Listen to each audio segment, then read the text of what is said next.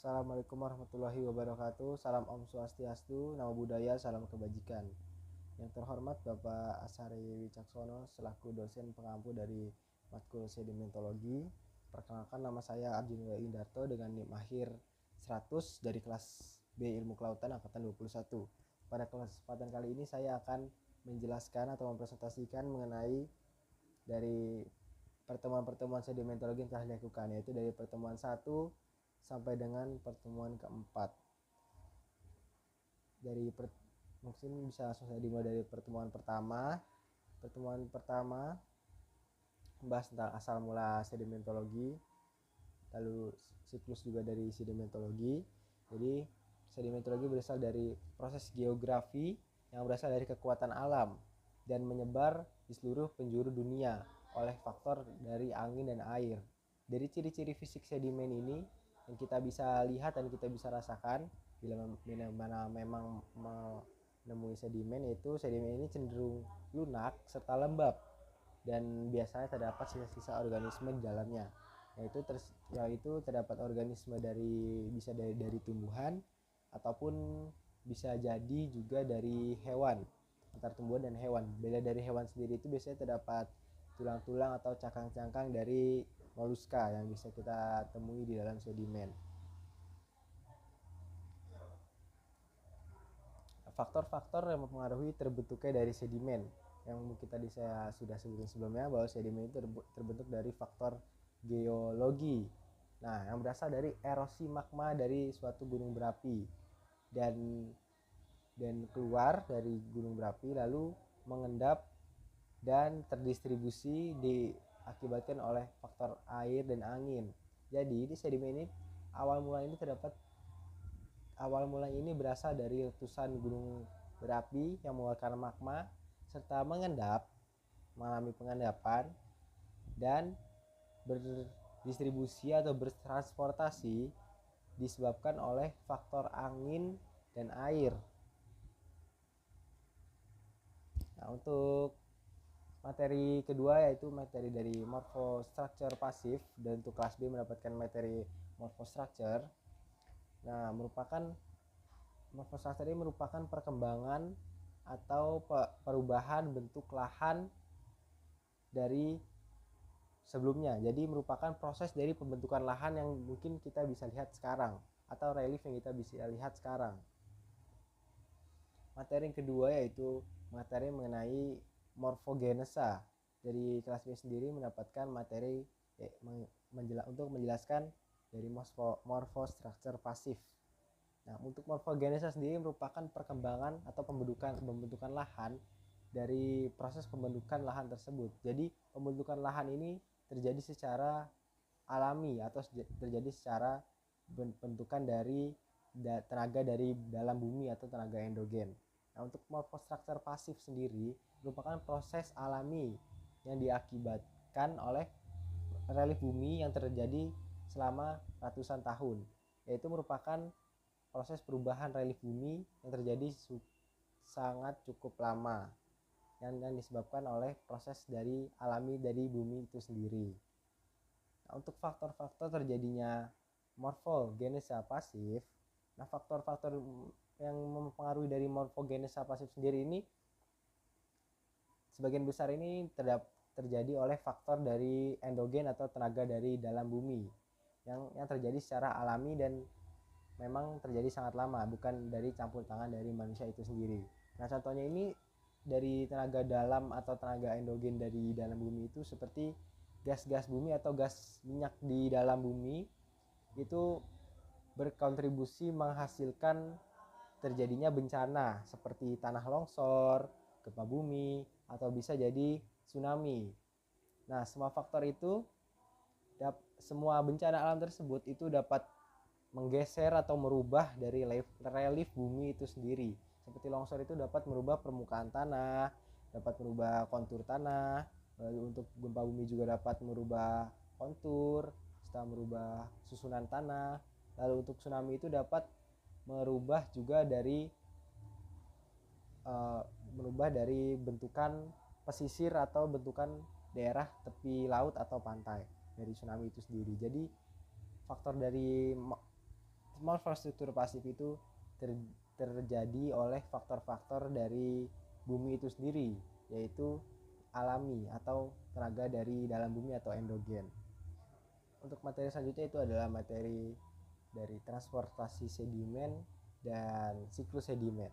Jadi yang telah saya sebutkan di awal tadi, sedimen itu berasal dari pengendapan dari magma dari letusan gunung berapi atau dari dalam bumi, lalu terbawa oleh faktor air dan udara.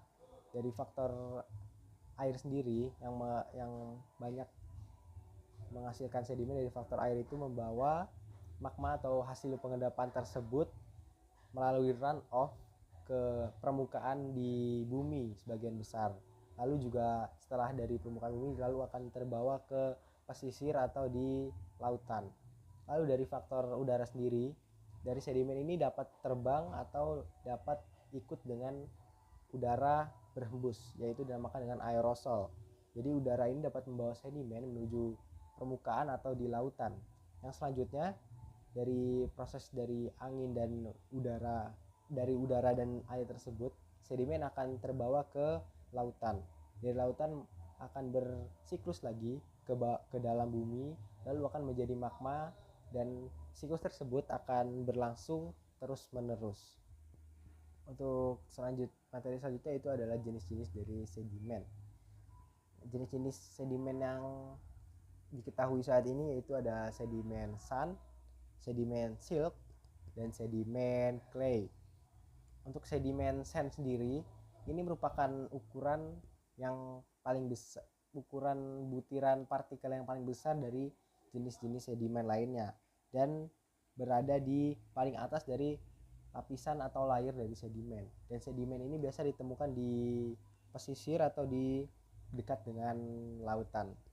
Nah, sedimen sand ini memiliki sedikit kandungan organiknya karena struktur tipenya itu granular, lanau besar, densitas besar, serta pencucian air laut. Nah, yang menyebabkan dari organisme yang misalnya sudah tercampur dengan sedimen sand ini akan hilang dikarenakan faktor-faktor tersebut. Misalnya saja pencucian laut. Yang kita tahu sedimen sand ini biasa terkena oleh air laut diakibatkan oleh ombak. Jadi ombak terus menerus berangsur-angsur akan menghantam dari sedimen sand dan akan mencuci dari organisme atau bahan organik yang terdapat di dalam sedimen tersebut. Tapi bukan berarti dalam sedimen sand ini tidak ada bahan organik. Nah, selanjutnya itu adalah sedimen silk. Sedimen silk ini merupakan sedimen yang ukuran partikelnya ini berada di tengah-tengah di antara sedimen clay dan sedimen sand. Dan memang ukuran di layarnya ini berada di tengah-tengah di antara sedimen sand dan sedimen clay. Yang terakhir adalah sedimen clay, merupakan jenis sedimen yang partikelnya paling kecil dan merupakan sedimen yang paling halus di antara sedimen-sedimen lainnya karena berada di lapisan layer paling bawah dari urutan lapisan dari sedimen. Untuk tugas pertemuan terakhir, di sini saya akan membahas mengenai pamflet atau poster yang telah saya buat dengan kelompok saya, yaitu dengan judul Sedimentasi Asbes di Kapal Sao Paulo. Nah, di kapal Sao Paulo ini merupakan kapal perang buatan Prancis akhir tahun 1950-an. Dan dalam pembuatan kapal selam ini memiliki banyak kandungan zat asbes. Yang mana kita ketahui zat asbes ini merupakan zat yang sangat berbahaya bila mana terhirup oleh manusia, yaitu dapat menyebabkan beberapa gangguan penyakit seperti kanker dan gangguan penyakit lainnya yang memang cukup berbahaya. Nah, pada kapal ini ketika akan dirucat atau dibesi tuakan, itu sejumlah negara ini menolak karena merupakan banyak bahan asbes di dalamnya. Jadi pada tahun ini, pada bulan Februari tahun 2023 ini, kapal ini itu ditenggelamkan di Samudra Atlantik. Yang mana penenggelaman kapal ini tuh merupakan suatu hal yang kontroversial, yang dimana dasar samudra ini akan tercemar oleh kandungan zat asbes yang bertonton dari kapal ini, dan akan menyebabkan pencemaran lingkungan di sekitar perairan, yaitu dapat menyebabkan tercampurnya sedimen dasar laut ini dengan bahan-bahan berbahaya seperti asbes tadi dan logam berat, yang akan menjadikan distribusi sedimen ini mengandung zat-zat berbahaya. Selanjutnya itu adalah terlalunya bahan berbahaya ini ke air di sekitar bangkai kapal. Lalu rantai makanan di sekitar perairan juga akan terganggu oleh zat-zat berbahaya dari kapal tersebut. Jadi kapal ini merupakan kapal yang memang mengandung zat-zat beracun seperti logam berat dan asbes, yang merupakan zat berbahaya yang dapat menyebabkan penyakit kanker pada manusia. Mungkin seperti itu materi yang saya sampaikan dari resume pertemuan 1 sampai 4 untuk mata kuliah sedimentologi. Kurang lebihnya saya mohon maaf. Wassalamualaikum warahmatullahi wabarakatuh.